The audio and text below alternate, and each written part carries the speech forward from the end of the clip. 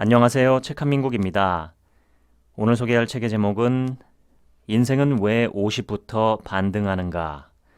지은이는 조너선 라우시, 옮긴이는 김고명, 출판사는 부키입니다. 책값은 18,000원, 총 페이지 수는 432쪽, 초판 일쇄는 2021년 8월 27일입니다. 이 책의 영어 제목은 The Happiness Curve, Why Life Gets Better After 50. 우리말로 직역하면 행복 곡선, 왜 인생은 50 이후부터 좋아지는가입니다. 지은이 소개를 하겠습니다.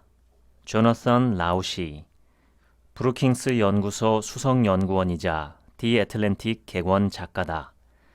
1982년 예일대학교를 졸업하고 기자를 시작으로 언론계에서 주로 일해왔다. 공공정책을 전문 분야로 하면서 경제학, 농업, 차별, 동성애, 생체 리듬, 인플레이션, 동물권 등 다양한 분야를 주제로 책과 글을 발표해왔다. 2005년 내셔널 매거진 어워드, 2010년 내셔널 헤드라이너 어워드를 수상했다. 디 애틀랜틱 외에 뉴 리퍼블릭, 뉴욕타임스, 월스트리트 저널, 워싱턴 포스트, 이코노미스트, 타임, 크로니클 오브 하이어 에듀케이션, 리더스 다이제스트 등 여러 매체에 글을 쓰고 있다. 삶은 행복으로 시작해 행복으로 끝나지만 두 행복은 성질이 전혀 다르다. 처음이 환희와 열기로 들뜬 행복이라면 나중은 고요와 내려놓음이 특징인 행복이다. 청년과 노인 모두 희망 어린 환영을 본다. 그러나 청년은 천공의 성을 보는 반면 노인은 손짓하는 천사를 본다. 이와 대조적으로 중년의 눈에 보이는 건 온통 험악한 암벽과 사나운 물살뿐이다. 내가 40이 되던 2000년은 학계에서 말하는 U자형 인생 만족도 곡선의 증거가 이제 막 수면으로 떠오르기 시작하던 때였다. 대체로 성인기 중반부에 불안, 스트레스, 불행이 최고조에 이른다.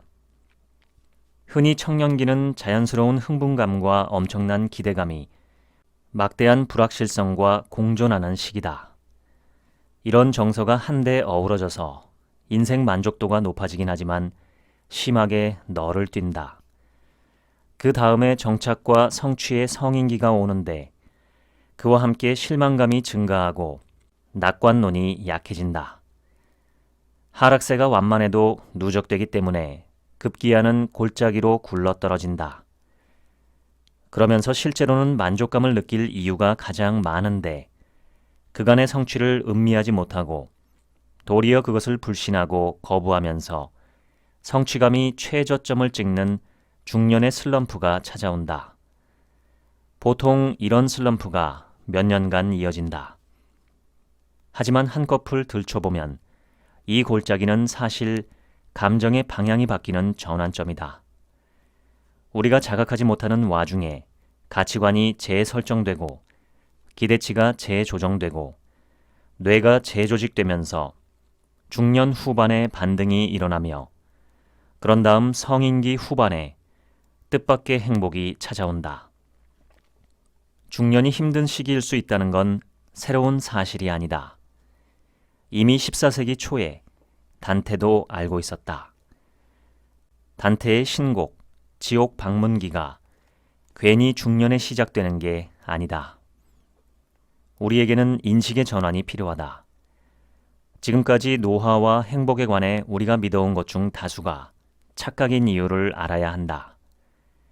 대다수 사람에게 중년의 불만족이 위기가 아니라 자연스럽고 건전한 전환의 과정인 이유를 알아야 한다. 모든 증거가 요즘 사람들이 50년 전 사람들보다 평균적으로 더 행복하지는 않다고 말하고 있다. 하지만 평균 소득은 2배 이상 증가했다. 이것은 미국, 영국, 일본에서 공통으로 발견되는 역설이다. 개인 차원에서든 국가 차원에서든 사람들이 인생에 대해 실제로 느끼는 감정은 호모 이코노미쿠스, 즉 경제적으로 합리적인 인간의 물질적 기준으로 봤을 때 예상되는 수준과 반드시 일치하지는 않는다. 도리어 이 관계가 역으로 성립하는 경우가 더 많다. 1990년대의 그레이엄이 이 역설을 발견했을 당시에는 그런 연구 결과가 이상하게 느껴졌다.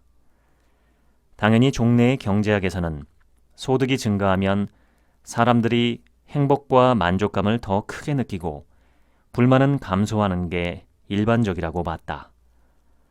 그 결과를 어떻게 설명해야 할지 몰랐어요. 그런데 여기저기 뒤져봤더니 아주 극소수이지만 행복의 경제학에 대한 논문들이 있더군요. 그렇게 그녀는 리처드 이스털린에게 이르렀다. 현대 경제학에 어떤 슬로건이 존재했다면 아마 이렇게 표현할 수 있었을 것이다.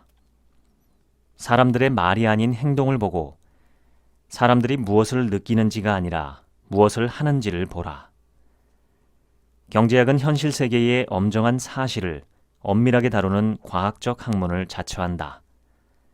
경제학자에게 사람들의 느낌이란 소비자 심리에 따라 수요가 증감하는 경우를 제외하면 그다지 중요한 문제가 아니다. 아니, 애초에 사람들의 느낌을 어떻게 정확히 알 수 있단 말인가?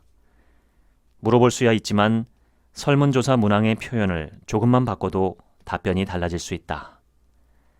사람들이 항상 자신의 진정한 욕구나 감정을 잘 아는 것은 아니며 설령 안다고 한들 솔직하게 답한다는 보장은 없다. 사람들의 선호와 욕구를 더 잘 알 수 있는 방법, 더 나아가 주관적인 심리 상태를 더 효과적으로 추정할 수 있는 방법은 겉으로 드러나는 현시 선호를 살펴보는 것이다. 리처드 이스털린은 40대 중반의 인구 통계학 연구에 몰두했다. 1970년경 스탠퍼드 대학교에서 첨단 조사 기법을 연구하던 어느 연구소에서 오찬 모임이 있었는데 그 자리에서 한 사회학자가 행복도 조사 사례를 언급했다. 그때 이스털린은 그런 자료를 한번 살펴보면 재미있겠다고 생각했다. 이 탐구의 결과물이 1974년 이스털린이 발표한 논문 경제성장이 인간의 운명을 개선하는가? 몇 가지 실증적 증거다. 여기서 그는 근본적인 의문을 제기했다. 한 사회의 부유층이 빈곤층보다 더 행복한 것이 일반적인가? 부국과 빈국을 비교하면 더 발전한 나라가 대체로 더 행복한가? 경제개발로 국가 소득이 증대되면 국민 행복도 향상되는가? 즉, 경제 성장이 인간의 운명을 개선하는가? 이스털린은 행복에 관해 묻는 19개국 설문조사 자료를 취합했다. 질문은 두 가지였다. 하나는 자신의 전반적 행복도를 매우 행복함, 그럭저럭 행복함, 별로 행복하지 않음 중 무엇으로 평가하시겠습니까? 라는 비교적 단순한 질문이었다. 다른 하나는 각자의 삶이 11단 사다리 중 어느 단에 해당하는지 물었다. 이때 사다리의 최상단은 가능한 최고의 삶, 최하단은 가능한 최악의 삶을 나타냅니다. 라고 안내했다. 이스털린이 설문조사 결과를 정밀 분석하자 특이한 현상이 포착되었다. 일단 일부 국가에서 소득과 행복이 양의 연관성을 보였다. 예를 들어 미국의 경우 최고 소득층에서 매우 행복하다고 말한 사람의 비율이 최저 소득층보다 2배 정도 높았다. 경제적 지위와 행복의 상관관계는 별로 놀랄만한 일이 아니었고 이스털린이 검토한 모든 설문조사에서 동일한 양상이 발견되었다. 이처럼 부유한 사람이 가난한 사람보다 행복하다면 당연히 부유한 국가도 가난한 국가보다 행복해야 하지 않을까? 그런데 실제로는 그렇지가 않았다. 부국과 빈국 간 행복도 차이는 국제적인 데이터로 입증되지 않는다. 어떤 나라가 다른 나라들에 비해 얼마나 부유한지 안다고 해서 그 나라 사람들의 상대적 만족도가 어느 정도인지 알 수는 없었다. 당혹스러운 현상은 또 있었다. 미국에서는 1940년대 중반 이래 소득이 급증했다. 하지만 반전은 소득 증가가 조직적으로 행복도 증가를 동반하지는 않았다는 사실이다. 부유한 사람이 가난한 사람보다 더 행복했지만 국가 차원에서는 더 부유한 나라가 되었다고 해서 더 행복한 나라가 되지는 않았다. 이 결과를 어떻게 해석해야 할까? 이스털린의 역설은 경제학계에 일대 혁명을 불러일으킬 잠재력을 품고 있었다. 경제학자들이 사람들을 단순히 물질적으로 더 잘 살게 돕는 데 그치지 않고 더 깊은 차원에서 인생을 더 잘 향유하도록 돕고자 한다면 현시 선호가 그리는 그림은 불완전하거나 심지어는 왜곡된 것일지 모른다. 그 괴리를 좁히려면 경제학자들은 주관적인 측정법에 의지해야 할지 모른다. 사람들이 무엇을 느끼고 왜 느끼는지를 탐색해야 할 수 있다는 뜻이다. 더 나아가 경제학의 본질을 다시 생각해야 할지 모른다. 하지만 이스털린의 혁명적 논문은 현실에서 어떤 혁명도 일으키지 못했다. 경제학자들은 여전히 설문 데이터를 의심했다. 이스털린의 역설이 비로소 후대 학자들의 조명을 받기 시작한 것은 그로부터 20년쯤 지난 후였다. 이스털린이 제기한 질문 중에서 그나마 가장 수월하게 해결된 질문은 가장 근본적인 질문이기도 했다. 사람들이 말하는 행복의 의미는 무엇이고 서로 다른 사람들이 서로 같은 의미로 그 말을 쓰는지 어떻게 알 수 있는가? 행복은 두 가지를 의미할 수 있다. 하나는 지금 이 순간의 기분이다. 현재 얼마나 유쾌하거나 화가 나거나 걱정이 되느냐 하는 것이다. 이처럼 단기적인 마음의 상태를 정동적 행복이라고 부르는데 심리학 용어로 정동은 일시적인 감정을 뜻한다. 연구자들은 정동적 행복을 측정하기 위해 어제 얼마나 많이 웃었습니까? 지금 스트레스가 어느 정도입니까? 같은 질문을 한다. 행복의 또 다른 의미는 그와 전혀 다른 차원의 판단을 요구한다. 지금 내 삶에 얼마나 만족하는가? 내가 상상할 수 있는 최상의 삶에 비교한다면 현재의 삶은 어떤 수준인가? 여기에는 많은 변형이 존재하겠지만 대표적인 질문은 이것이다. 전반적으로 볼 때 현재의 삶이 얼마나 만족스럽거나 불만족스럽습니까? 이 질문은 단순히 기분을 묻는 것이 아니라 인생에 대한 종합적 평가를 요구한다. 이런 유형의 행복을 평가적 행복 또는 주관적 안녕이라 부른다. 정동적 행복과 평가적 행복은 어느 정도 연관되어 있긴 하다. 하지만 그 연관성이 생각만큼 크지 않다. 1974년 논문을 기점으로 캐럴 그레이엄 같은 행복 경제학자들의 주된 관심사는 바로 평가적 행복이었다. 그들은 돈이 반드시 인생 만족도를 높이는 게 아니라면 무엇이 그럴까라는 의문의 답을 원했다. 행복은 주관적인 것이라서 우리의 인식이 객관적 현실과 맞먹는 영향력을 발휘할 수 있다. 불평등이 심해지면 그럭저럭 잘 사는 사람들조차 남들이 훨씬 더 잘 사는 걸 보고 박탈감을 느끼는 경우가 많아서 경제 성장에 독이 된다. 행복 경제학의 가장 중요한 성과는 우리의 행복이 물질적 요인이 아닌 사회적 요인에 크게 좌우된다는 사실을 발견한 것이다. 인간은 극히 사회적인 동물이다. 그래서 어느 시점을 지나면 돈을 중요하게 여기는 이유가 돈으로 무엇을 살 수 있기 때문이 아니라 돈으로 주변에서 어떤 위치에 서게 되느냐가 정해지기 때문이라는 사실이 그리 놀랍지 않다. 돈은 우렁찬 갈채다. 아리스토텔레스는 한순간 느끼는 쾌락이나 고통과 인생을 잘 살 때 느끼는 더 깊은 차원의 만족감을 철저히 구별하면서 실제로 행복에 더 중요하게 작용하는 것은 후자라고 설파했다. 그는 이 더 깊은 차원의 만족감이 좋은 기분이 아니라 좋은 행실에서 나온다고 가르쳤다.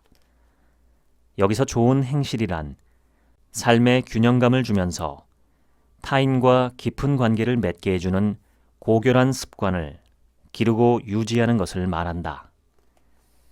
지금은 이러한 아리스토텔레스의 해안을 뒷받침하는 강력한 증거들이 존재한다. 사람들이 말하는 행복 중 4분의 3은 다음과 같은 6가지 요인으로 설명된다. 1. 사회적 지원. 힘들 때 믿고 의지할 사람이 있는 것. 2. 아량. 사람들은 관대하게 행동할 때, 그리고 주변에 관대한 사람들이 있을 때 더 행복하다. 3. 신뢰. 부정부패는 인생 만족도를 저해한다. 4. 자유.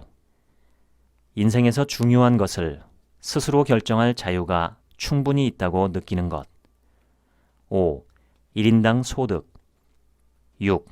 건강 수명. 건강 수명은 평균 수명에서 아픈 기간을 제외한 수명이다. 이 6가지 요인 중 4가지가 사회적 관계와 연관되어 있다. 6가지 중 가장 중요한 항목은 사회적 지원, 즉 힘들 때 믿고 의지할 사람이 있느냐는 것이다. 심리학 실험 역시 동일한 결론이 나온다. 사람들은 건강과 관계 중에서 굳이 하나를 선택해야 한다면 몸은 좀 덜 건강하더라도 사회적으로 더 많은 관계를 맺었을 때 더 큰 만족감을 느낀다고 한다. 소득이 중요하긴 하지만 무조건 중요하게 작용하진 않는다. 특히 다른 사람들이 물질적으로 자신과 같은 수준이거나 더 높은 수준일 때 소득의 힘은 감소한다. 더 장기적인 관점에서 보면 경제 성장이 행복에 끼치는 영향은 완전히 소멸된다.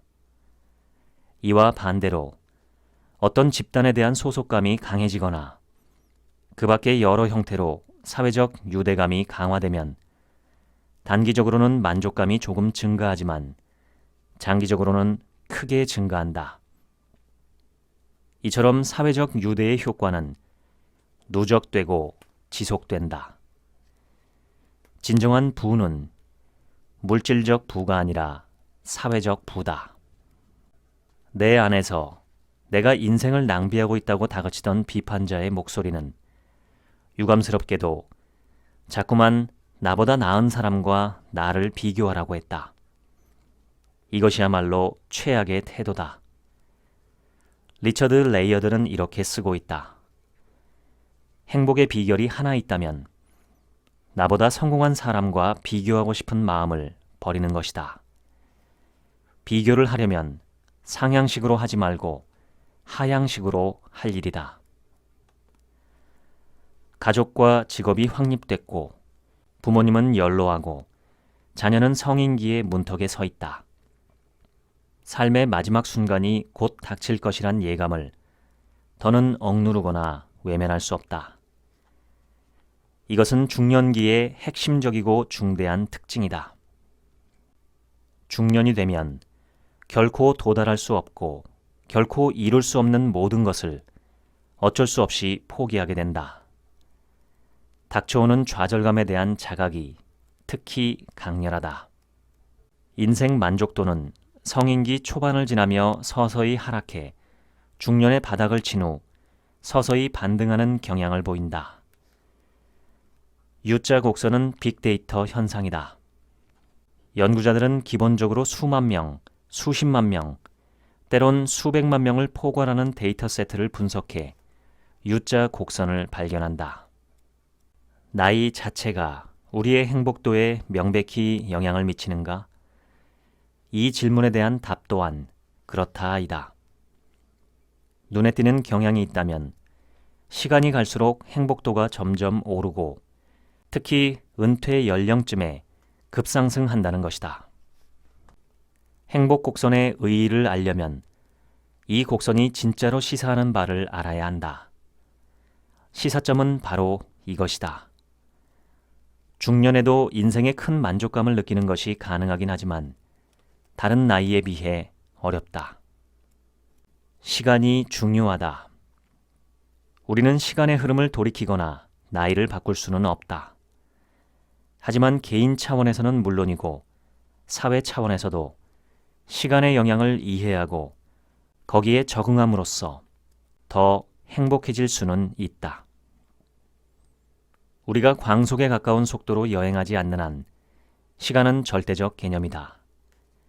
반면에 나이 듦은 그보다 더 미묘하고 더 상대적인 현상이다. 왜 그럴까? 한 가지 이유는 사람들이 나이를 먹는 속도가 눈에 띄게 다르기 때문이다. 동창회에 참석해본 사람이라면 알 것이다. 자신과 다른 사람들의 나이 든 정도를 비교해 봤을 때 어떤 사람들은 좋기 10년은 더 젊거나 늙어 보인다. 거기에 더해 우리가 얼마나 나이가 들었는지 생각할 때는 신체의 상태만 중요한 게 아니다.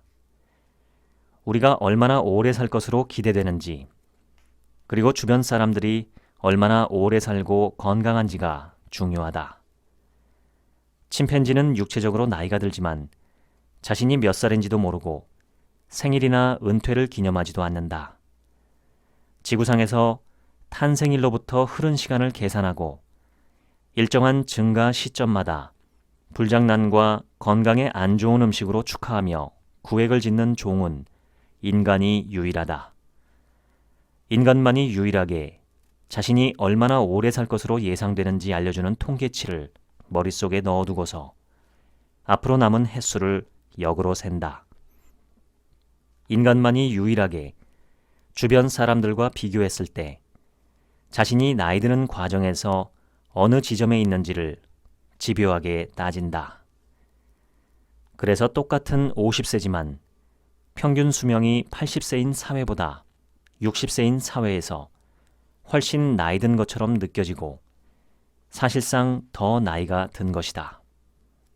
사람들은 평균 이상의 수명과 건강을 기대하고 자신의 이혼 가능성을 과소평가하며 취업 성공률을 과대평가하는 경향이 있다. 샤롯이 2007년 동료 학자들과 네이처에 발표한 논문에 따르면 사람들은 그런 기대를 뒷받침하는 증거가 존재하지 않을 때조차 긍정적인 일을 기대한다. 예외는 있다. 경미한 우울증이 있는 사람들은 미래를 정확하게 예측한다. 그들은 우울하지 않은 사람들만큼 긍정적인 정보를 잘 받아들인다. 그러면서 동시에 부정적인 정보 또한 더 잘 받아들이기 때문에 더 현실적이다. 그들은 현실을 있는 그대로 본다. 다시 말해 비현실적인 낙관론을 생성하는 신경기제가 존재하지 않았다면 전 인류가 경미한 우울증을 앓고 있을지 모른다. 왜 자연은 우리가 낙관 쪽으로 편향되도록, 그래서 지속적으로 실망하도록 만들었을까? 어쩌면 현실주의가 우리에게 불리하기 때문일 수도 있다. 샤롯은 낙관의 과학에서 희망은 우리 정신의 긴장을 완화하고 스트레스를 감소시키고 신체 건강을 증진한다. 아마 이것이 낙관성의 가장 놀라운 이점일 것이다. 다른 모든 조건이 동일하다면 낙관론자가 더 건강하고 더 오래 산다라며 낙관성은 단순히 성공과 관련 있는 것을 넘어 성공을 불러온다라고 쓰고 있다. 낙관성은 창업가들이 암담한 성공 가능성에도 불구하고 사업을 시작하게 만든다.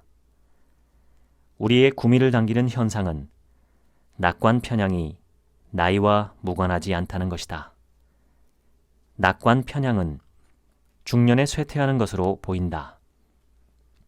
따라서 중년에는 인생의 쓴맛에 대한 민감도가 높은 이른바 우울한 현실주의에 시달릴 확률이 더 높아지는 것 같다.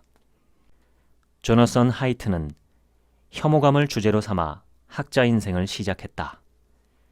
현재 뉴욕대학교 심리학 교수인 그는 우리 안에서 발생하는 비의지적 생각의 총합인 직관이 이성과 인지에 미치는 영향에 관한 한 세계에서 가장 혁신적인 사상가다.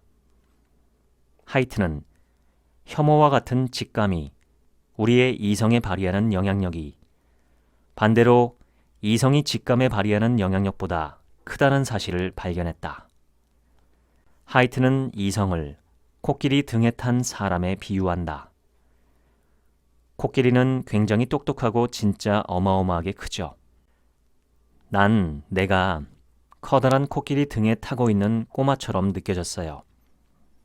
만약에 코끼리한테 딱히 어떤 계획이 없다면 꼬마가 코끼리를 쿡쿡 찔러서 이쪽 저쪽으로 방향을 바꿀 수 있겠죠. 하지만 코끼리가 따로 생각하는 바가 있다면 자신이 원하는 방향으로 나아갈 것이다. 그러면 탑승자는 코끼리의 진로를 합리적으로 설명할 방법을 찾거나 망연자실에 앉아있거나 둘 중 하나일 것이다. 하이트가 말하는 비유에서 코끼리는 우리 정신에서 일어나는 다양한 종류의 자동적이고 비의지적인 작용을, 탑승자는 통제되고 의지적인 작용을 가리킨다. 우리는 살면서 많은 목표를 설정한다. 예를 들면 지위 상승, 우정, 좋은 배우자 찾기, 재산 축적, 자식을 키워 손주와 증손주 보기 등이다.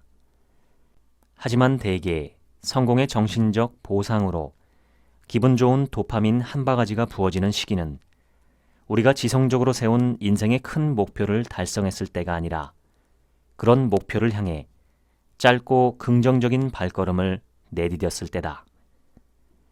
코끼리는 올바른 방향으로 발걸음을 내디딜 때마다 쾌감을 느낀다. 목표를 추구할 때 정말로 중요한 것은 목적지가 아니라 여정이다. 아무 목표나 세워보자. 쾌감은 주로 목표에 한 걸음씩 다가갈 때 올 것이다. 최종 성공의 순간에 느끼는 짜릿함은 대개 긴 뚜벅이 여행의 끝에 무거운 배낭을 내려놓을 때 느껴지는 안도감과 비슷한 수준을 넘어서지 못한다. 쾌감은 주로 목표를 달성할 때가 아니라 목표를 향해 전진할 때 생긴다.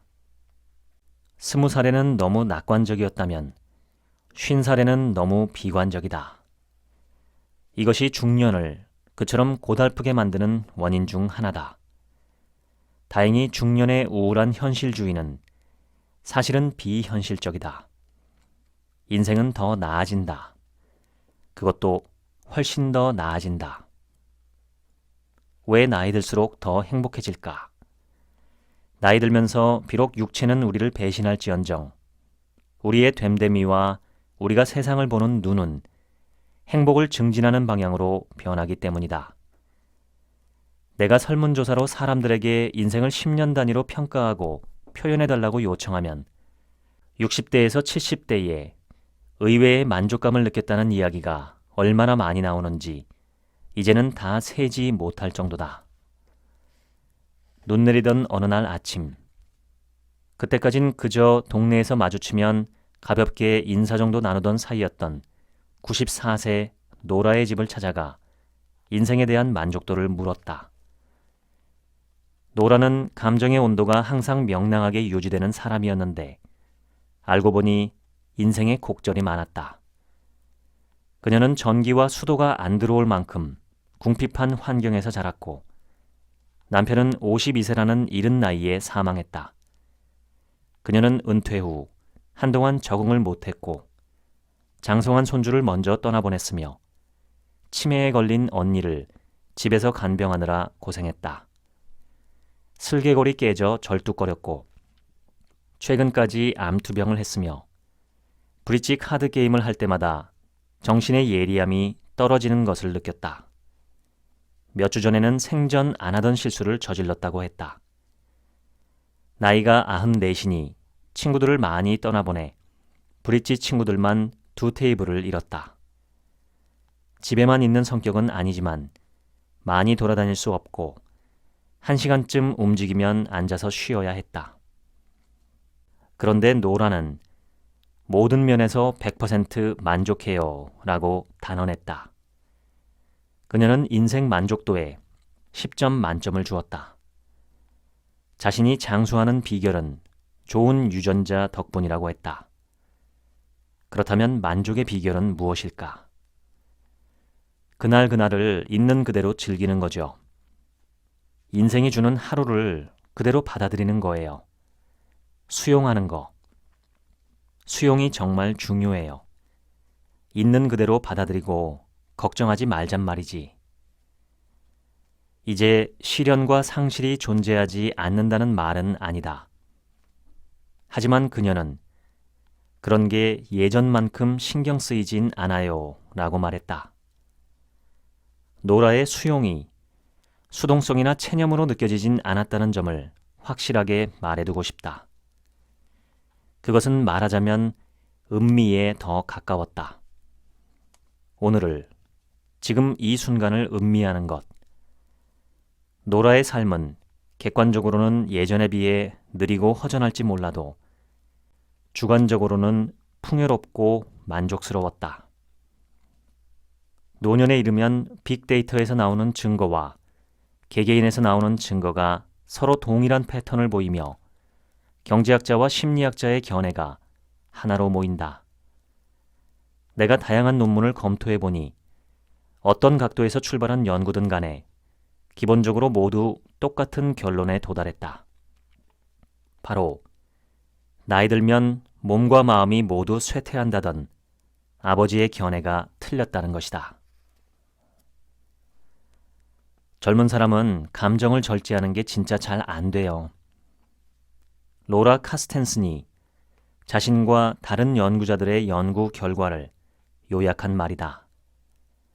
나이가 들어 감정이 롤러코스터를 타던 시기를 지난 사람 중에는 다시 그 시절로 돌아가기를 원치 않는 사람이 훨씬 많다. 나이 들며 정서기후가 대체로 안정되는 이유 중 하나는 인생의 경험이 쌓이기 때문이 아닐까 싶다.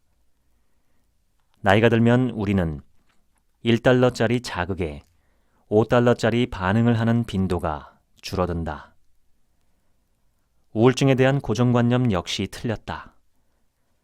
2002년 정신의학자 댄 G. 블레이저는 여러 논문을 검토한 후 우울증이 노년에 나타나는 빈도가 중년보다 낮다. 적어도 더 높진 않다라고 밝혔다. 노년에는 우울증의 유병률이 매우 낮다. 어떤 연도를 기준으로 하든 노인 중 우울증 환자 비율은 1에서 4%에 불과하다. 단 초고령층에서는 유병률이 13%로 높아진다. 항우울제 처방률은 40대에 최고점을 찍는다. 나이든 사람들은 젊은 사람들보다 부정적인 정보에 덜 집착한다. 노스캐롤라이나 대학교 사회학자 양 클레어 양의 표현을 빌리자면 나이가 행복을 동반한다. 로라 카스텐슨과 동료 학자들은 2011년 논문에서 반대되는 실증적 증거들이 존재함에도 젊은 사람들이 생각하는 노년은 여전히 슬픔과 상실의 시대다. 노인들 역시 노인의 전형에 대해 이런 비관적인 이미지를 갖고 있다라고 썼다. 말하자면 나만 특별해 현상이다. 자기 삶에 큰 만족감을 느끼는 노인들조차 동년배의 다른 사람들은 대부분 불행할 거라 생각하는 경우가 많다. 나이를 불문하고 모든 사람이 나이 들면 행복도가 감소한다고 믿고 있었다. 모든 사람이 젊은 사람의 행복도를 과대평가하고 나이 든 사람의 행복도를 과소평가했다. 캘리포니아 대학교 노인 정신의학자 딜립 제스트는 몇 년 전 자신이 연구 중이던 조현병 환자들이 나이가 들수록 호전되는 경향을 발견했다. 그들은 나이가 들수록 약을 잘 복용했고 재발률이 줄었으며 치료의 필요성이 감소했다. 조현병의 진행에 대한 통념을 완전히 거스르는 놀라운 발견이었다. 2013년 미국 정신의학 저널에 발표된 논문에서 연구진은 노년의 신체와 인지 능력이 저하되지만 또 한편으로 우리 가설과 반대로 스스로 평가하는 성공도가 높아진다라고 밝혔다. 성공적으로 나이 드는 사람들이 더 오래 사는 경향이 있다는 것도 중요한 발견 사항이었다. 그러나 그게 전부가 아니었다. 사람들은 장애가 심해져도 스스로 평가하는 나이 들매 성공도가 높아졌다. 심리학자들은 노년에 나이가 인생 만족도에 끼치는 긍정적인 영향을 보고 너무 당혹스러운 나머지 나이 들매 역설이라는 명칭을 붙였다. 카스텐스는 우리는 무엇이 우리를 행복하게 만드는지 잘 안다고들 생각해요. 예를 들면 길고 멋진 미래가 전망되는 게 우리를 행복하게 만든다고 생각하죠. 지배력을 갖는 것도 그렇고요. 또 사람들이 나에게 집중하고 나를 제일 잘생기거나 예쁜 사람으로 여기는 것도 그런 요인이라고 생각해요. 하지만 이렇게 우리를 행복하게 만든다고 생각하는 것들이 전부 나이가 들면서 시들해져요. 그런데 더 행복해진다는 게 역설적이죠. 라고 말했다. 혹시 노년의 사회생활은 시들러 말라 죽음이 아니라 가지치기에 가깝지 않을까? 나이 들면서 정서적 우선순위에 변화가 생기는 것 아닐까? 카스텐슨의 설명을 계속 들어보자. 사람들이 하는 말이 소중한 사람, 진심으로 사랑하는 사람한테는 관심이 많다는 거였어요. 그런데 그냥 같이 앉아 얘기나 좀 하는 정도인 사람한테는 별 관심이 없거나 젊었을 때보다 훨씬 관심이 덜 간다고 했어요. 이게 바로 선택성 이론이죠. 감정은 그대로지만 감정을 줄 대상은 사람이든 사물이든 더 신중하게 선택하는 거예요. 시간을 모니터링하는 것은 인간의 본성이다. 젊은 사람들은 불확실한 미래의 대비책으로 새로운 정보와 새로운 사람을 찾아서 지식과 인맥을 증대하려는 경향이 강하다. 하지만 시간이 한정되어 있을 때는 사회적 유대, 사회적 지원, 감정의 절제 등 단기적인 목표가 최우선순위에 놓인다. 이런 조건 아래서는 미래에서 현재로 초점이 이동한다. 사람들은 끈끈한 정을 느낄 수 있는 사회적 파트너를 찾고 정서적 경험은 한층 큰 복잡성을 띈다. 노인들은 과거에 집착한다는 통념과 달리 어느 연령 집단보다 더 지금 이 순간에 집중한다. 노인들은 대체로 현재 지향적이고 젊은이들에 비하면 먼 미래에 대한 관심이 적다. 지금 이 순간을 살기, 하루하루를 있는 그대로 받아들이기, 긍정적인 것을 음미하기, 부정적인 것에 덜 매달리기, 수용하기, 과민 반응하지 않기, 현실적인 목표 설정하기, 소중한 관계에 우선시하기. 이것은 모두 현대 심리학과 고대 지혜에서 인생에 만족하기 위한 방법으로 누누이 말하는 비결이다. 현실에서 청춘은 마음이 양극단의 감정을 오가며 고생하는 시기고, 중년은 고단하지만 건설적인 적응의 시기며, 노년은 대체로 가장 행복한 시기다. 우리는 사회적 부족적 동물이다. 우리는 무리지어 공존하도록 진화했고 사회적 본능에 의지해 후손이 번성할 수 있도록 우리 유전자가 대대로 전달될 확률을 극대화한다.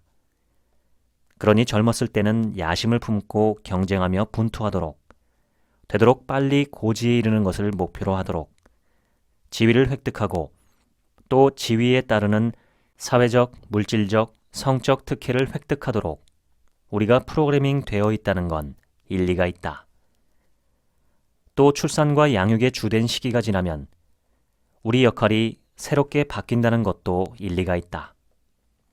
이때 새로운 역할은 사회의 이익에, 같은 공동체와 무리에 속한 이들의 번영에, 부족의 생활을 방해하는 요소의 해결에 기여하는 쪽을 지향한다. 그리고 이 두 시점 사이에 전환기가 존재한다는 건 역시 일리가 있다. 이 전환기는 때때로 내가 이 편에도 저 편에도 속한 것 같지 않아 불편하고 고단하고 혼란스럽게 느껴질 것이다. 나는 사람이 나이가 든다고 저절로 또는 반드시 더 지혜로워진다고 말할 수는 없다고 본다. 하지만 이렇게 말할 수는 있을 것 같다. 다른 조건들이 동일하다면 나이가 드는 과정으로 인해 노년의 지혜로운 사람이 되기가 더 쉬워진다라고 말이다. 균형과 침착성이 향상되는 것, 만족감이 증가하면서 후회가 감소하는 것, 인생에 대한 대응력과 실용적 경험이 증가하는 것, 내면과 외부 상황이 일치하지 않는 모순과 그로 인해 발생하는 갈등에 대한 수용력이 커지는 것, 사회관계와 타인의 자아에 대한 인식을 더 중요시하는 것, 이는 모두 최근 연구에서 나이와 지혜, 양쪽과 관련성이 크다고 밝혀진 변화의 양상이다. 내가 인터뷰한 사람 중 다수가 50대와 그 이후의 삶에 만족을 느낀다고 했다. 그러고 보니 퇴역 후 파트타임으로 리무진을 운전하는 칩을 인터뷰했을 때가 기억난다. 60대 중반인 칩은 현재의 인생 만족도를 역대 최고인 8점으로 평가했다. 이유를 묻자 이제 젊었을 때 부족했던 인내심이 생겼고 예전처럼 타인을 함부로 판단하지 않으며 물질의 중요성이 줄었기 때문이라고 대답했다. 나는 백만장자는커녕 십만장자도 안 돼요. 하지만 그런 걸로 불행해하지 않아요. 돈은 많아봤자 골치만 아프거든요. 어쩌면 그의 이야기에서 가장 중요한 부분은 한때 자기 인생에서 창궐했던 갈등을 피하는 법을 배운 덕분에 네 번째 결혼 생활은 앞에 세 번과 달리 순탄하게 흘러가고 있다는 말일지 모르겠다. 젊었을 때는 진짜 별것 아닌 걸로 폭발했어요. 그런데 지금은 싸우기 전에 점잖게 해결할 방법이 있는지부터 생각해요. 되도록 타협할 방법을 찾으려고 하죠. 아니면 일단 미뤄두고 나중에 다시 얘기하든가요. 과연 지혜로운 말이다. 지혜가 우리 삶을 풍요롭게 만드는 것이다. 지혜는 우리의 지식만이 아니라 가치관을 변화시키고 그에 따라 우리의 됨됨이와 세상을 보는 눈까지 변화한다. 직접 행복곡선 밑바닥을 경험하면서 나는 자가 증식하는 중년의 슬럼프에 특히 잘 듣는 다음과 같은 처방들을 알게 됐다. 이 중에 만병통치약은 없지만 모두 탄탄한 과학적 근거가 있고 높은 성공률을 자랑한다. 1. 정상화한다. 정상화란 심리치료에서 내담자가 자신의 상황을 이상하거나 위험하거나 병적인 것으로 인식하지 않게 도와주는 것을 말한다. 그런 감정을 느끼는 게 내면에 어떤 더 큰 문제가 있어서가 아니라 그냥 그럴 만한 이유가 있기 때문이란 걸 알게 하는 것이다. 2. 내면의 비판자를 차단한다. 콜먼은 고통의 주요 원인 중 하나가 사회적 비교예요. 지위에 대한 불안감이 그렇게 자학하게 만드는 강력한 요인이죠. 내가 지금껏 이룬 것으로 충분한가? 나는 실패자인가? 성공자인가? 라고 말했다. 경제학자 리처드 레이어드는 행복의 비결이 하나 있다면 나보다 성공한 사람과 비교하고 싶은 마음을 버리는 것이다. 라고 조언했다. 3. 현재에 집중한다. 마음챙김 또는 마음의 현존은 마음이 자꾸만 미래나 과거를 오가며 부산을 떨게 놔두지 않고 있는 그대로의 현실에 오롯이 집중하는 것을 뜻한다. 1971년 출간된 람 다스의 베스트셀러 지금 여기에 있으라에 이 개념이 잘 요약되어 있다. 고대로부터 현대까지 이어져 널리 사용되는 현존을 위한 수련법인 명상은 호흡처럼 구체적이고 즉각적인 것에 주의를 집중함으로써 방황하는 생각을 붙들고 요란한 내면의 목소리를 잠재운다. 명상은 과학계에서 몇십 년 전부터 광범위하고 엄밀한 연구가 진행되며 더욱 각광받고 있다. 명상을 통해 불안이 완화되고 긍정적 감정이 증진된다는 과학적 증거가 차고 넘친다. 그래서 기업은 물론이고 군대에서도 명상을 도입하고 있다. 심리학자 조너선 하이트는 명상의 목적은 자동적 사고 과정에 변화를 가해 코끼리를 길들이는 것이다. 몇 달간 매일 꾸준히 명상을 하면 두렵고 부정적인 생각에 사로잡히는 빈도가 크게 감소해 감정 양식이 개선된다라고 쓰고 있다. 4. 함께 나눈다. 우리는 불행감을 수치스럽게 여긴다. 그래서 그것을 숨긴다. 자기가 할 수 있는 걸 다 이루지 못하고 있다고 느끼면 자기한테 근본적으로 문제가 있어서 그렇다고 생각한다. 그렇게 수치심을 느끼면 움츠러들고 입을 닫게 된다. 꼭 어떤 병이나 장애가 있어야 상담을 받는 건 아니다. 이스트 테네시 주립대학교의 심리학자 댄 존스는 상담을 받는 건 나 자신에 관한 수업을 듣는 것과 같습니다. 나를 위해 상담사를 고용하는 거예요. 그래서 나를 더 잘 알게 되죠. 누군가가 내 말을 진심으로 들어주는 걸 느끼게 되고요. 라고 말했다. 그런데 평범한 우정, 다른 말로 사회적 유대 또한 비슷한 효과를 낸다.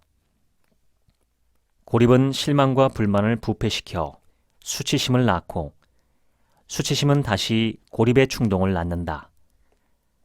이 악순환을 끊는 것이 급선무다. 그러니 친구를 부를 수 있다면 부르자. 5. 뛰지 말고 걷는다. 인간은 좋은 날을 보내고 있을 때조차 무엇이 자신을 행복하게 만들고 무엇이 아닌지를 잘 모른다. 더욱이 수년간 불안에 휩싸여 있을 때는 문제의 근원을 잘못 짚을 공산이 훨씬 크다. 이때는 상담이 큰 도움이 될 수 있다. 우리 느낌으로는 큰 도약이 필요할 것 같다. 하지만 실제로는 뛰어오르는 대신 달성 가능한 목표를 향해 작은 걸음을 내딛는 것이 더 성취하기 쉬울 뿐 아니라 보통은 더 큰 만족감을 준다. 심리학자 수전 크라우스 휘트보는 기분을 더 좋게 만들겠다는 목표를 달성하기 위해 꼭 큰 변화를 일으켜야 하는 것은 아니다.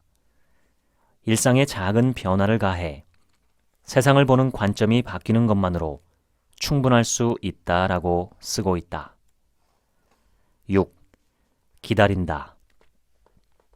지나면 더 좋아진다. 이것은 가장 중요한 지혜다. 그리고 가장 사용하기 어려운 지혜다.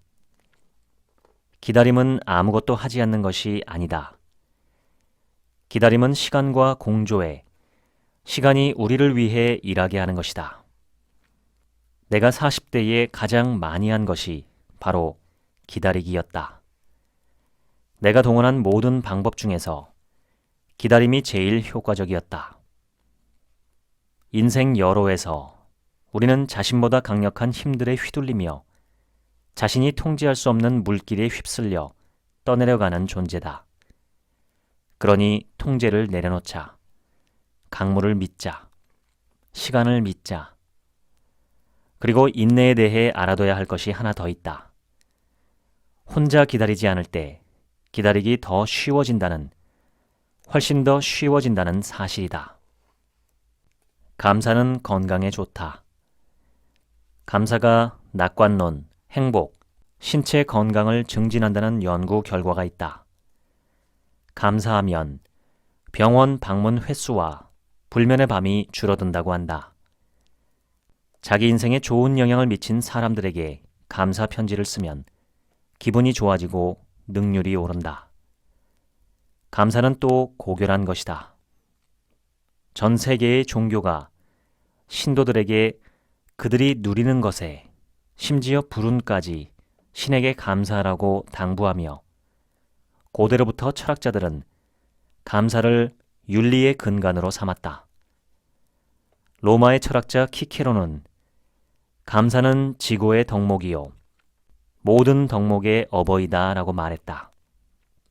감사는 또한 필수 불가결한 것이다. 인간이라는 종의 번영은 원근각지의 수많은 타인에게 받는 도움을 인지하고 보답하는 능력에 달려있다. 감사가 없다면 인간은 불쾌하고 야만적이고 짧은 인생을 살 것이다. 로라 카스텐슨의 미각적 표현을 빌리자면 나는 점점 인생의 쓴맛보다 단맛을 더 잘 느끼게 되는 것 같다. 내 배는 부서졌을지 모르고 모래시계는 점점 비어가고 있지만 이제는 강물이 나를 돕고 있다. 유자의 오르막을 세 단어로 표현하라면 이렇게 말하겠다. 감사가 더 쉬워진다. 이것이 행복곡선의 숨은 선물이다. 기다림이 헛되지 않았다. 지금까지 인생은 왜 50부터 반등하는가 소개해드렸습니다. 지금부턴 제 얘기입니다.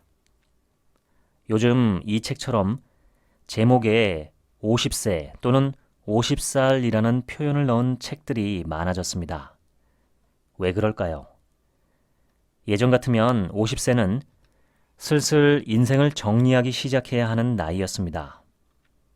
뭔가를 새롭게 시작하거나 다른 내 모습으로 전환을 시도하는 나이가 아니었습니다. 제 기억으론 불과 20, 30년 전만 해도 그랬습니다. 20몇 년 전에 어느 결혼식장에서 그때 50살이 된 삼촌 한 분은 인생이 끝났다고 한탄했고 주변의 다른 어르신들도 다들 공감을 표했습니다. 그런데 이제 50세는 또 다른 삶, 인생 후반전을 시작하는 여명기로 주목받고 있습니다. 평균 수명과 건강 수명이 극적으로 증가해왔기 때문입니다.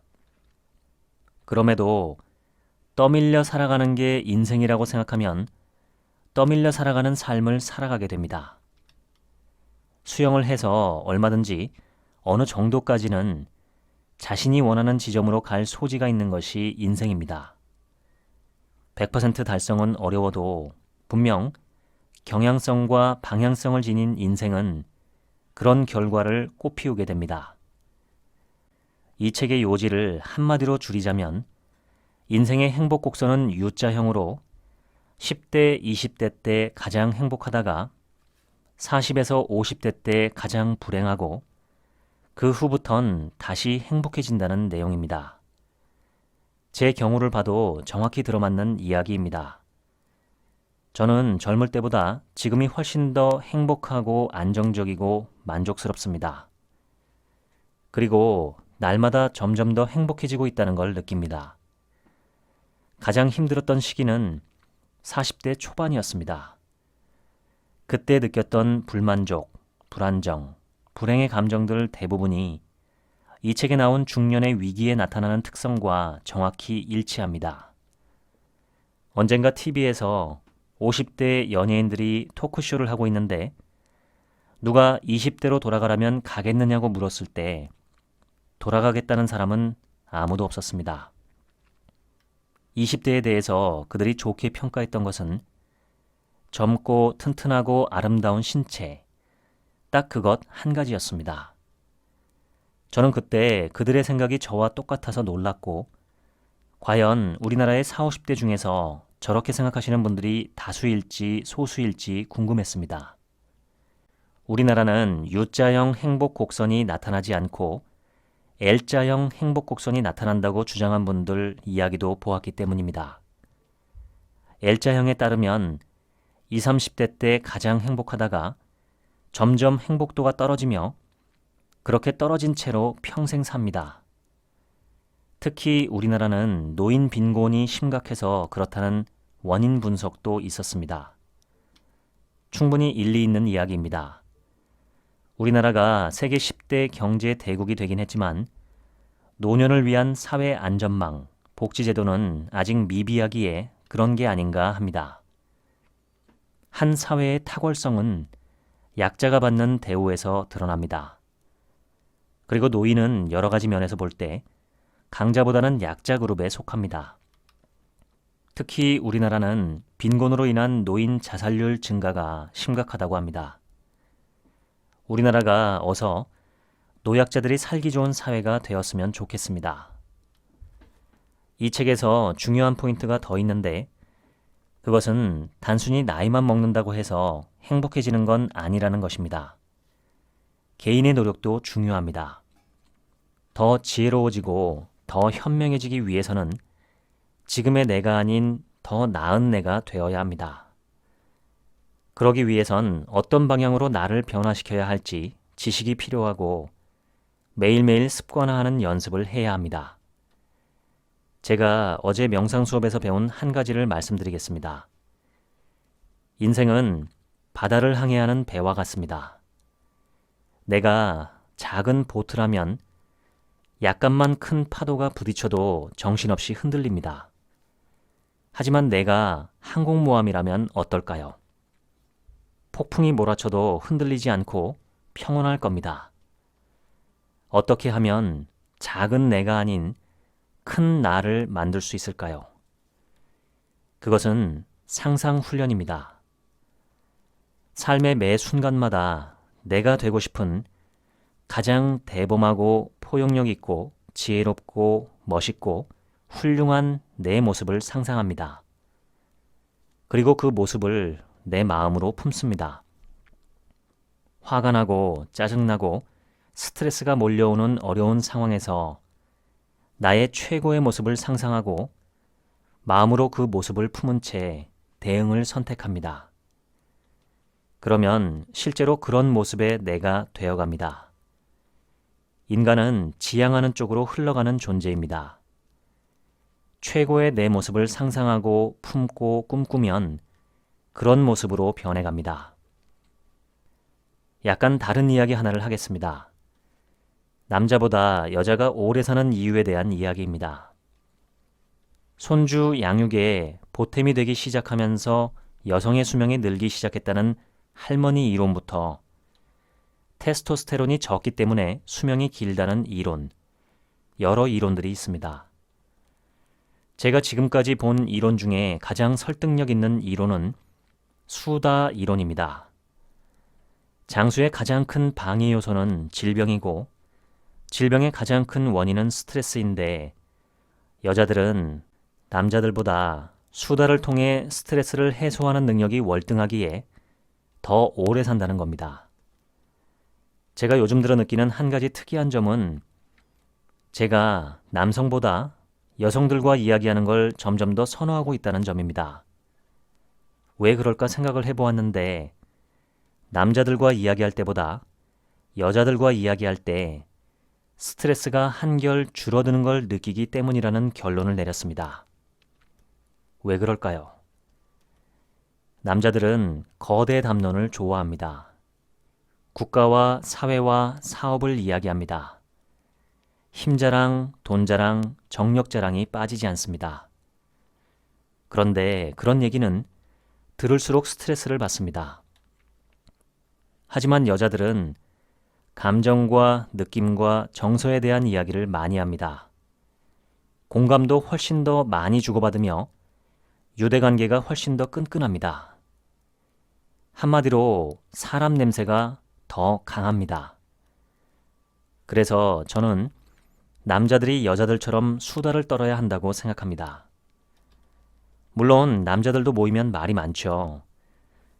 그런데 남자들 이야기는 결국 돈과 힘과 여자, 딱 이 세 개의 주제로 수렴합니다. 여자들처럼 자신의 감정, 정서, 느낌, 공감에 대해서 이야기하지 않습니다. 저는 남자들이 여자들처럼 자기 속내를 솔직하게 나누면 좋겠습니다. 불안과 걱정, 수치심과 일상의 작은 기쁨들에 대해서 이야기하면 좋겠습니다. 인간 냄새가 물씬 풍기는 그런 대화를 하면 좋겠습니다. 그러면 남자들의 정신 건강과 신체 건강도 여자들처럼 증진되지 않을까 합니다. 인생을 잘 살려고 현명하게 노력하다 보면 시간이 갈수록 점점 더 행복해진다는 것이 이 책의 결론입니다. 지금 이 방송을 들으시는 분이 그렇게 되시기를 진심으로 기대합니다. 지금까지 책 한민국 생각이었습니다. 감사합니다.